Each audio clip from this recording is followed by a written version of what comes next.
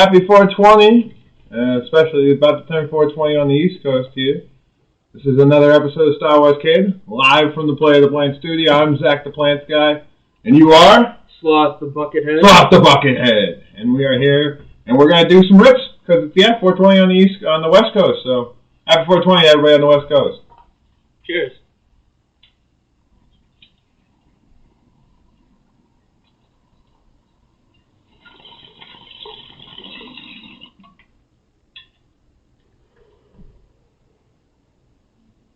Hey, all right. Yep, always much needed. A critical bong rip there, folks. Yep. Well, we got another movie coming for you today. I'm going to take this ridiculous helmet off because it's killing my head. Yeah, we had originally planned on talking about all three movies today, but we decided to just stick with The Force Awakens. Thought it would be a little bit too much to fit in one little session, so... Also, there's no rush. Might as well space it out over the next few weeks and see what's going on. So I agree. Plus, we kind of owe it. You know, it's not like everybody kind of gives the actors kind of a hard time for the movie and whatnot. It's not their fault. You know? They didn't do it. They didn't write the movie. They thought that was going to be their dream role. You know what I mean? So, if you couldn't tell, we're not the craziest fans of the sequel trilogy. But we're going to work through it. You're here. It's 420, and yeah. So, let's kick into it. I think the last one we talked about now was Return of the Jedi. So a lot has happened since then, would you say? Yeah, most definitely. How long has passed? Maybe like 30 to 40 years. If anybody's in the chat and knows, let us know, because that'd be a good answer. Yeah, they've all considerably aged visually. So yeah, it's funny, and the fun thing is too, it's like when they start you off in this movie. You're not like originally like thrust into the original cast, you know. It just there's just a bunch of nobodies, you know what I mean. Starts off on a planet called Jakku, and you just see this old dude talking to this young dude, and there's a ball droid, and you're like, what the hell? Who the hell are these fucking people? Yeah, definitely very strange beginning to the movie. I remember being kind of confused as to what direction this could possibly go in. Strange. Yeah, and like I always was wondering, like who was the old man? Do you remember the name? Oh, Sloth. Does Sloth remember the name here, folks? Oh God. You said it earlier. Now I can't remember. Was it Laura something? Yeah. Oh yeah. Laura Sarateca. Yep, that's right. Hey, we got it. We're not too bad at this after all, folks. So yeah, he's talking to Laura Sarateca, and they're talking about a piece of a map, an important thing that is hidden in this ball droid, I guess you could say. This ball droid has sort of an R2-D2-esque sort of purpose, you could say. Mm-hmm. And, they're just kind of hanging out, you know, doing the thing. Ball droid comes flying in, he's like, yo, we got trouble. And, sort of right off the bat, there's a conflict, and there's everybody scattering, trying to figure out what to do next, and we sort of get introduced to the new resistance / alliance, whatever you want to call it. Yeah, this new dashing fellow, he's got this information, he's trying to get the hell out of there before the Empire shows up. And, it's just not really good times at all at this place. The supposed, I guess, First Order, this is the first time we hear about the First Order, has showed up on the scene, and they got some guns, they're shooting some stuff, and we get a look at a giant bird, I think a bird fucking plane kind of flying in there, or a ship flying in there. Yeah, Kylo's command ship. Kylo, right, that's the first time we get to meet Sad Boy Kyle, we call him here. And, that's Kylo Ren. It's pretty cool, it's a pretty cool looking character. They catch up to Poe, they grab Poe, BB-8's still kind of taken off, so the ball droid makes it out. Poe does not. He's caught up, and, it gets ugly for our dear Poe. But we get a moment there that really kind of upsets me a little bit. We get a moment where we get the comic relief, which isn't really that comical. A moment where comic relief should have been shared, I guess you could say. When Kylo's looking at Poe in the face, he's supposed to be all menacing and stuff, and Poe is just like, am I going to talk, or are you going to talk? Right. And that was cringeworthy. They sucked all the scariness right out of Kylo Ren right there. Because if I was that Kylo Ren guy, I would be like, dead. So I don't know. Anyways, I take Poe back to their ship, which is floating above Jakku. So Ball Droid makes it out. Poe does not. But before that happens, we can get a quick little view here with our camera angle. Let's see if we can catch it here. No, I don't think we can move it. We can definitely. Maybe we can hold the figure up to it there. Switch to 3 slot. All right, we'll try and get a hold up on this maybe. Oops, sorry. Yes. So picture more of a scene of this variety where Kylo is catching a bolt that Poe had fired right before he caught him. Kind of a cool scene. This is done. This is the Black Series diorama. Is that correct? Mm-hmm. So really cool. How much do you think that's going for right now? Pretty cheap, right? They're cheap. Nobody really seems to want them. So yeah. So I'd say like they retail at $30. You can honestly find them for $20 because people are just trying to get rid of them. I found one in a Ross for $10. Yeah. So search Ross if you're in Florida. So yeah, we got that cool little figure there, and we got a move being made. So yeah, the Ball Droid's in movement, the Poe is in movement, and then we got to change the scenery. It switches to the inside of a destroyed Star Destroyer, and inside there we see a lady, a woman hopping around inside. She's ripping apart shit, getting like parts out of it. She looks like a junker, a scavenger, if you will, and that's exactly what she is. So. A bada boom. Yeah. She's a scavenger. Yeah, she's scavenging, doing a thing, if you will. Making some seems to be lost in the world, trying to find her place. But also kind of like making some pretty aerobatic moves. She's doing acrobatic, moves. Flipping around, doing things. You can tell she's not your normal scavenger, let's just say. So she's making moves inside this thing, getting her parts. She gets out, ends up back in town, trades them to some fat-looking, gross bastard for Unkar, whatever. Yeah, Unkar! Look at this guy with the names. Incredible. So, trades it to Unkar, gets 1 quarter portion, or whatever the hell Unkar says. And so the portions kill me. Apparently, a quarter portion, you just bring it home and you put it in, like, water or some shit. Yeah, depending on what they give you. Yeah. And Ray had some sort of bread or muffin. It turned into a muffin. It was a little, like, gross-looking sand muffin. Yeah, instant meal. Yeah, that was disgusting, but I guess that's what you expect in space. I guess so. Yeah, I mean, can't really expect any more than that. So, she's doing her thing, doing the quarter portion dance. She's living inside a downed AT-AT, which I thought was kind of cool. Kind of a cool point that they put in there with the AT-AT. As she's chewing there on her muffin, eating her sand, she hears a little bit of a disgruntling over the dune, and it's BB-8 getting caught up by one of those, I'll never get that name. Tico or something like that, I think is like another scavenger, if you will. But somebody without respect says Tico tries to just catch everything he can. Oh, yeah. Yeah, that part there. Yeah, it's got BB-8 in the net, tells him to pretty much to fuck off, saves BB-8. Fixes BB-8's antenna and then tells him, 8 times that way, you rolling piece of shit. Roll over there. Go that way. And then BB-8 said, no. It's kind of like a dog that just found a nice person. It's like, no, I'll stick with you. So they become, BB-8 being the persistent bastard that he is, finally gets ready to crack, and she takes him into town. They kind of just do their thing, more scavenging, all that. She brings him by Unkar again, and here's the crazy part: Unkar is all 60. Yeah, Unkar is all about the little droid. And she almost pulls the trigger, too. Dude, I would have. That's a lot of muffins, bro. Oh, yeah. It's probably, a year or two worth of food for her. So they're having this little adventure. But, mind you, while all this is going on, the captured Poe, don't you know, is up on the ship there. And he's just kind of, chilling. He got tortured pretty bad. Sad boy Kyle really gives him the works. He gets tortured first, and then I love it. They're like, oh, hey, you cracked the first time. Let's send Kyle boy in there. Kyle just, gets right on his mind, starts ripping at him, fucking, while yelling, while screaming. It's ugly. Let's just say that, it's ugly. But it really the point of this is, though, that as he's kind of chilling in his cell, the classic stormtrooper in the good guy stormtrooper shows up, I guess you could say. Sort of like in A New Hope when Han and Luke are dressed up as stormtroopers, I guess. Oh yeah. So yeah, door slides open. You know, he's all like, "Ah, crap, another stormtrooper." But it really ends up being a person we're going to get to know too well. FN2183, who was at the 2187. 2187, excuse me.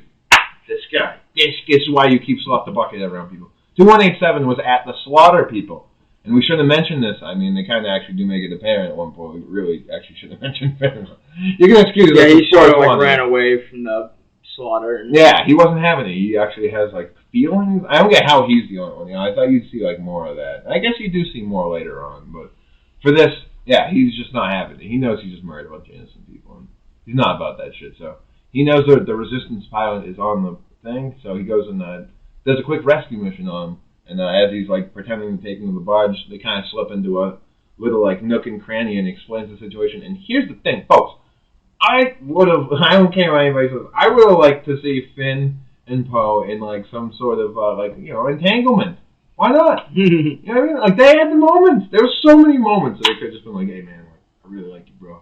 You know what I mean? Like, it would have been awesome. What about that shit, dude? Fuck yeah. But no, instead they had this weird moment, blah blah blah. He's like, I can fly a TIE fighter.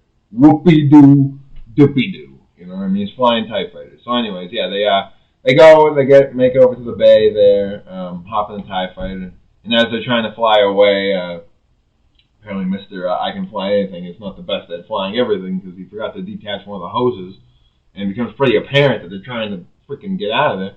So he gets to the hose detachment, not before everybody notices, and then bada boom, they're on the run from a bunch of blasts from the large ship.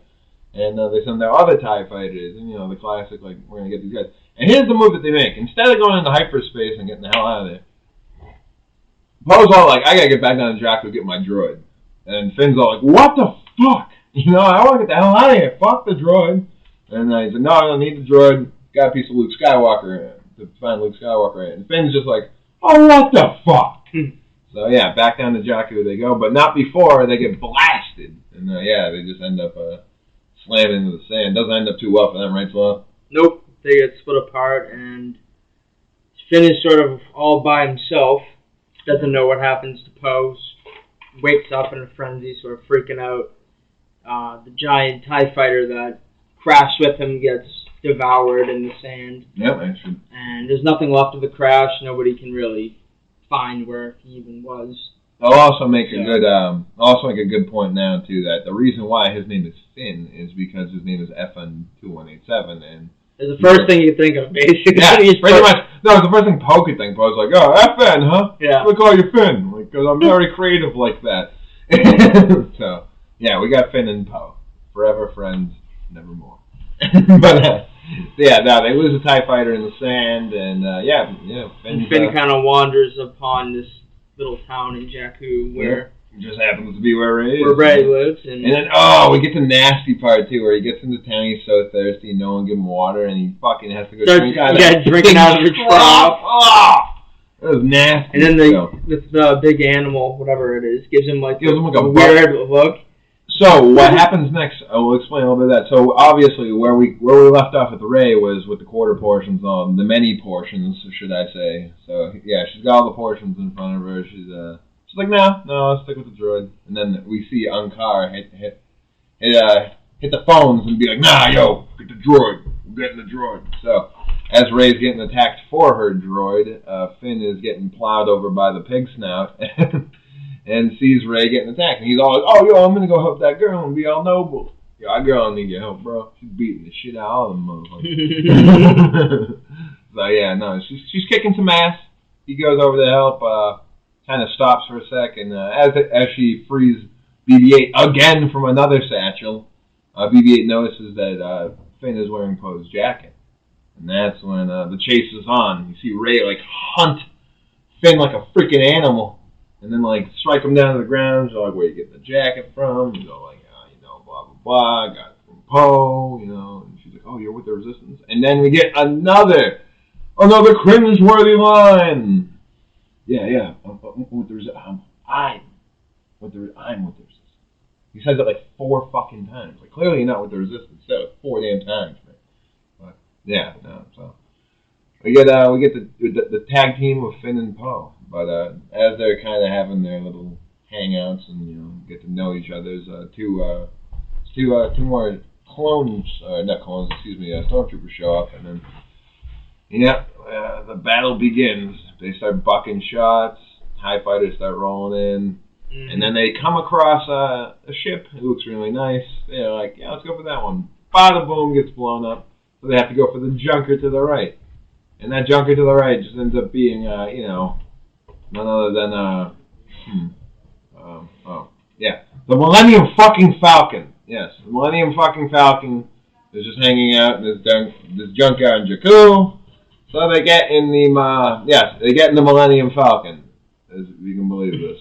They do. And Rey immediately knows where everything is and knows how to fly it, which is crazy to me. Like, what the hell? Like, that was, we're going to call that a plot point there. We're going to call that our first plot hole. With our first plot hole, I'm going to need another plot bowl. Bear my mind. Yep. That's what happens sometimes, folks. Sometimes these plots in the new movies just kind of irk us to the point where we just need to smoke again. Lay it up, Slavi. Happy 420, everybody. This won't be the last plot bowl you see, I can promise you that.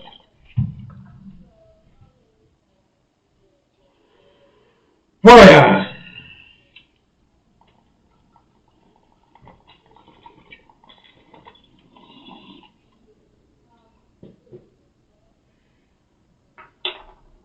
So, anyways, back on the Millennium Falcon. Yeah, pretty much a rough takeoff there. Yeah, rough takeoff. They have to fly through some Took out a bunch of shit on the way off the ground, and it's just ugly. Untar screaming after them. That's my ship! Even though it's really not, because he just ended up stealing it. From somebody else who stole it from somebody else, apparently, and... Yeah, we'll get into that in a sec. So, while they're flying the Millennium Falcon in space, they get caught up in like a little bit of a tractor beam when they're trying to launch the hyperdrive, which won't work. And they end up caught up in this weird, like, parking lot ship acquired by Han Solo? Well, at first they didn't know it was big freighter of some sort. First they thought it was the First Order, thought it would hide in the floors, they're like, we're going to spew poison everywhere, and bada boom, Han Solo shows up on board. And honestly, it was a very nice part. I thought that was a very nice part. I think that was one of the better parts of the movies. When Han shows up, Harrison Ford and fuck himself, old as balls, and Chewie, in tow. And they get on there and they say, Chewie, we're home. And that was a nice touch. That was a nice touch. That was touching moment. It hit me in the heartstrings. So they did one thing good there. So as they're kind of checking out the ship, they hear a little rustling in the floorboards, lift up the floorboards. Who the hell are you? And she's like, I'm the pilot. He's like, you? You're over there, pilot? We get to know each other, blah, blah, blah. Gets to know that the Wookiee can talk and all this crap. And, it's good times. Let's just say that. So, as they're all hanging out, getting to know each other, and checking out the thing, people show up. Well, they didn't really have much time. They had to quickly get ready for what was next. Yeah, the Guavian Death Gang.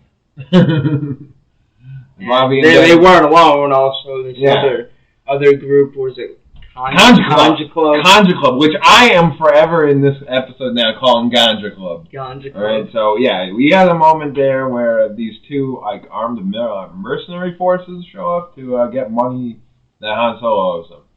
And pretty much they know they're going to get the money. They're here. Yeah, he swindled both of them multiple times. Classic swindling Han, like that, because they all look like goofbags anyways. So, classic hide in the floorboard scenario again for Rey and Poe. They go underneath the floorboard. Rey and Finn, they go under the floorboards, kind of just hanging out there. Yeah, they're hanging out. That Han is hauling, track tires or something like that. Raftars. There we go. Yeah, Raftars. Something along those. Yeah, these disgusting, hideous demon creatures that got 3 of them on board apparently, and As Rey goes to block the doorways to stop the mercenary gangs from getting to Han, she flips the wrong fuses and lets the Death Creatures out. And they start killing off both Guavian Death Gang and Ganja Club. And, Han makes it out, running hilariously old and fast, but still makes it out. And they all get on the Falcon and whoopee-doo. They're all happy and blah, blah, blah. So, yeah, they start making some moves, and, Han tells them that Luke Skywalker's all, like, real and shit. So, yeah, I know the Force. I have seen the Force and all this shit. It's real. So, kind of strikes them all as some crazy shit. They gotta make some moves. So, where the hell they head next? Well, this castle, I guess you could say, owned by one Maz Kanata on a different planet. We didn't get to look up on that planet. Negative. We got to look up on that planet. Well, we're sorry, folks. We're usually pretty good with planets, but not this time. You can chime in on the chat. They're really. I think it might have been Takodana. Takodana, dude, this guy. Holy shit, that actually does sound. I'm not 100%. If he's wrong, call us out. I mean, we don't really know because we've been smoking weed all day. It's been a long 420. I hope you have been too. You're lucky we've been getting this going right now. I was gonna pass the fuck right out. But yeah. Anyway, so back on Takodana, we're showing up at Maz Kanata's castle. It's a nice, like, scenic area. You know, you got like trees. There's a big fucking lake. Yeah, it's a nice area, I'd say. Yeah, I would remind me of like something out of like Scotland or something like that. Yeah. Something like it. But yeah, so they show up there. Han's all like, I could use you as a sidekick, Rey. Rey's all like, whoopee-doo. I got some other shit going on. And they enter the castle. So inside the castle is seems to be more like, it reminds me of like a big like hall that's got like mercenaries everywhere in it, but like also like good guys, I guess, too. Because Maz Kanata is a pretty good person. Yeah, she's an ally to the Resistance. Yeah, so it seems like they're good, like some pretty decent people in there. But at the same time, there's also some not so decent people. There's also bugs for the First Order in there, like alert them to their presence. So the First Order, as soon as they show up, they're there anyway. But anyways. Finn, as he enters the place, is already looking for a way out of there. He's trying to find a ship to get the hell out, as far away as he can, as fast as he can. So he's trying to do that, tries to convince Rey to go. Rey's all like, nah. But then, Rey goes, talks to Maz. Maz has a huge crush on Chewbacca, which I thought was hilarious. Chewie stays to work on the ship, and she's kind of pissed. She wants to see her boy, I guess. I thought that was kind of funny. But, yeah, so you can tell Maz is good people, but as Rey's hanging out, enjoying, just taking in the place a bit, she gets signaled to walk down to the basement. And in the basement, there is a giant ice cream cake. Yes, that's right. Yeah. It's a huge ice cream cake made of ice cream and it's chocolate and vanilla. No, I'm just kidding. None of that is true. In the basement, there's actually a bunch of rooms, and in one of the rooms is a chest that holds, yes, none other than Luke Skywalker's lightsaber. Wow, yes, I know. I know what you're thinking at home. Dang, son. Luke's lightsaber? Dang, son. Yes, that's right. Luke's lightsaber. And as she grabs it, she has a sort of a trippy acid trip thing. Celebrating Bicycle Day, anybody? Take in that. Yeah, crazy acid trip. Where she kind of sees herself. She sees her as a... She hears Obi-Wan's voice. Yes, that's right. Yeah, she's all, Rey! He doesn't really say much of it. I know. These are your first steps. I love how Obi-Wan won't shut the fuck up when it comes to Luke, but when it comes to Rey, he's like, Rey! 4 other words! That's all you're getting. So, yeah, that's about all she gets there, but she's like, pictures herself as a kid, when her parents are flying away, and Unkar's like, rah, rah, rah, grabbing her noodle arm. I don't know, it looks like a fucking noodle, it's kind of wild. But, yeah, so, anyway, she gets sucked out of that, she's in the hallway, just like staggering and shit, and Maz is down there. She's all like, yeah, no, that was some trippy shit, bro. What the hell was that? I heard some shit. And Maz is all like, yo, nah, like, that's Luke's lightsaber. You should take it. Like, it's meant for you, and blah, blah, blah. And she's all like, no, I don't want that. And then runs a sad run into the forest where it's like, she's just kind of crying and running. It's kind of weird. Yeah, she runs into the forest just as the First Order starts showing up. So yeah, First Order makes. And Sad Boy. Yep, Sad Boy comes swooping in, and yeah, it gets ugly. People start dying. All the mercenaries, the castle gets blasted to shit. Yeah, it's just not a good time all around for anyone. We get to see the first battle too between so Finn ends up somehow taking the lightsaber from Maz, and I mean not somehow, it's kind of weird. Maz is like, if she won't take it, you should take it, Finn. And it's like, okay, is that how we're doing lightsabers nowadays? So yeah, Finn takes the lightsaber and joins the battle, and we get our first look at a weapon that can hold itself up against a lightsaber. And today is our first real unboxing in a while, so we're going to unbox this live on the stream now. Enjoy. Yeah, this is going to be the Star Wars Black Series Imperial Riot Control Baton. Riot Control Baton. Bada boom. Pretty cool. I think we have some batteries too for it somewhere. Somewhere around here. We'll get it lit up on probably on the next one for The Last Jedi. This isn't the last time you see this thing anyways. So let's see. This way to do this is this tape. They're pretty common to find, I think, these days. I'd say, I mean, I would. They were out of stock for a while, but recently I've been seeing them around more. Yeah, I'd say probably around floating around $80 to $100, depending on where you're. Yeah, definitely one of the more affordable weapons compared to the lightsabers. Yeah, all the lightsabers are 120 plus if you're lucky. So look at this thing. But I think this thing is really cool. I'm not huge on the First Order gear, but I found this to be kind of impressive. Yeah, pretty sweet. I like it. Very, very well done. There's the thing here. We got the instruction manual. Nice little stand that comes with it. Pretty cool. Imagine these are more. You're probably gonna honestly have to put in the batteries to get the full effect. Yeah. I don't know how much of a point there is to keep going. Yeah, you're right. But yeah. We'll just do it today. You can see it. That's what it looks like. And apparently it can hold up against a lightsaber. Yeah, I mean, put up a fight against a lightsaber. I don't know how long it'll last. But. So my thing is just or for anybody at home, if you're watching this, I mean, yeah, this thing can hold up against a lightsaber. Anybody that actually knows how to use the Force can just grab it out of the guy's hand and just beat him over the head with it. You know yeah, that's where these sequel movies went wrong, in my opinion. They went away from the Force too much. I know, it should have been more of that. And Finn, he should have been if he's gonna use the lightsaber, he should have been using the Force. Yeah, how is he wielding the saber? Exactly. It's not a crazy thing that all these people have Force powers and stuff. You know, I don't know. They just shied away. So while all this is going on, the battle, Kylo has joined. He's going out in the forest for a bird watch, and by that I mean he's looking for Rey, and he finds Rey, and they kind of, she tries to shoot him with the blast. She has this little Colt Walter PP laser blaster thing, and she tries to buck off a couple of shots on Kylo, and then does not work out well. She gets forced, kind of grabbed, and he's all the girl everyone's looking for, pretty good for a scavenger and all this crap, blah blah blah. Knocks her out with the Force and just kind of lifts her up, bounces with her, straight up kidnaps Rey. Wild stuff, and while that going on, Finn tries to make a chug for Yeah, that's another brutal moment.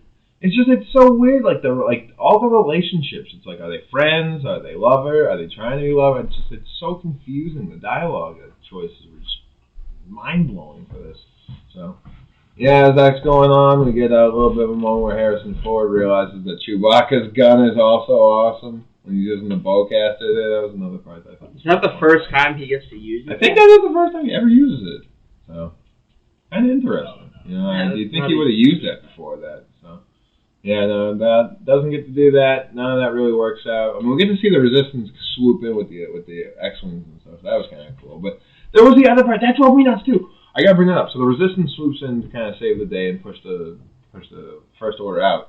And what drove me absolutely crazy is the fact that the pilot came in and swooped in and saved Finn by shooting everyone around him. And it was Poe Dameron. He's like, that's a hell of a pilot right there. Like, come on, man. Yeah, how can you possibly say who's in the cockpit from the ground? Come on, it's just like, just little things like that. What are the odds that he would save him with shots from a fucking X-Wing? You would never see that in the old movies. That drove me nuts. What do you think about that, people at home? If you're watching or would like to know, hit us up in the chat. Let us know that was dumb, because I thought that was kind of dumb. Anyway, so yeah, we get our first change of pace there. They make some moves. Rey has been kidnapped, and she's gonna get her. Kylo's gonna get his torture on again. So, and then they head back to the first. Everybody else heads back to the Resistance base finally. We get our first meeting between Han and Leia of the movie. And Leia is played by Carrie Fisher, rest in peace. Probably the only real movie she got to play in of the sequels. And I mean, her part for what she had to play, I think she knocked out the box with. So yeah, definitely. It was good. It was just nice seeing the reunion. I thought the dialogue choices was kind of annoying, how she was just like, talking about like the dark side and all that stuff. And so this is the first time we really get to see Snoke too. So General Snoke, I guess he is, or Emperor Snoke? Supreme Leader. Supreme Leader Snoke. Was what I thought when I watched the movie, a giant being, because the way he's projected out of this hologram thing, he looks gigantic. And he tells Kylo to bring the girl in, and blah, blah, blah, and all talking to General Hux, and all this. It's just so much weirdness to it. It just could have been prevented. I mean, it was strange. Strange dialogue choices, strange moves with the Snokeness, and just Leia being like, Snoke's the one to seduce us onto the dark side and all this. Very, very, very strange choices for this movie, I'd say. But that's what's going on there. He's trying to seduce her over to the dark side while she's being tortured, and Leia's all like, back at the Resistance base, like, Han, go find our son. And it's a lot. A lot of cheesy moments. Honestly, pretty much easy to predict. This movie is very predictable, in my opinion. It was. Like you could tell what's coming. Not really too exciting. Yep. And then so back on the Resistance base, they find out that there is another Death Star sort of thing, and they're using it to launch a blast so they can. Remember how the first Death Star could blow up a plane? If you watched our previous ones. This one can now blow up to like 4 planets at once, I think it is. 3 or 4 planets. And yeah, they picked some big ones. Multiple planets. I think they picked like Hosnian Prime, which is like one of my favorite planets, which is like that pissed me off. I heard Hosnian Prime got blown up. I like that planet. So. Kind of annoying. The Supreme, that General Hux guy, he tries to sort of act like a space Hitler and freaking. Yeah, they also blew up Coruscant too, didn't they? Where was the original Empire started? I thought it was. Oh yeah, they did. Yeah, they blew up Coruscant and Hosnian Prime. It's just like, come on, dude. Those are like 2 of the coolest planets. Yeah. So they just blew up 2 of the coolest planets in the Star Wars lore, which is another questionable choice. Yeah, so that's done. We start getting the choice between what Rey's gonna do, and as Rey is getting tortured, Kylo tries to do the mind thing to her. She's all like, nah, son, I got the Force, and you're gonna do that. Kylo gets all pissy and goes to see Snoke about what to do, and in the meantime, Rey's all like, I'm gonna get some Jedi mind tricks going. And Jedi mind tricks that stormtrooper into getting out of her shackles, and she makes what is her escape onto, I think, are they already? Yeah, they're already on the Death Planet at that time, too.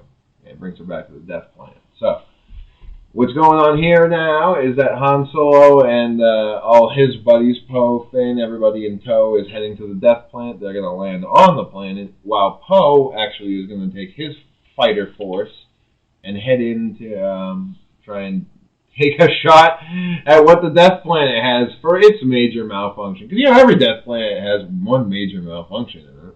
So, I think we should get a look at... yeah, that's the other thing I don't like. They've made all these movies like the same exact thing.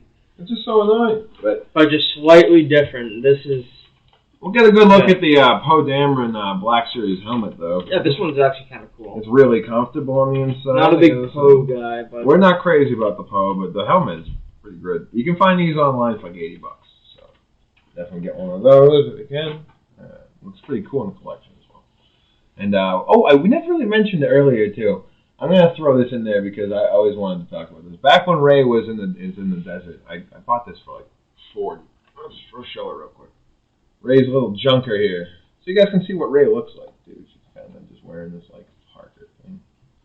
Yeah, so she's on the Death Planet, making her escape now, using her Death Planet skills. Oh yeah, another one there. Another good Rey. Yeah, that's Rey. What she's looking like at the time, anyways.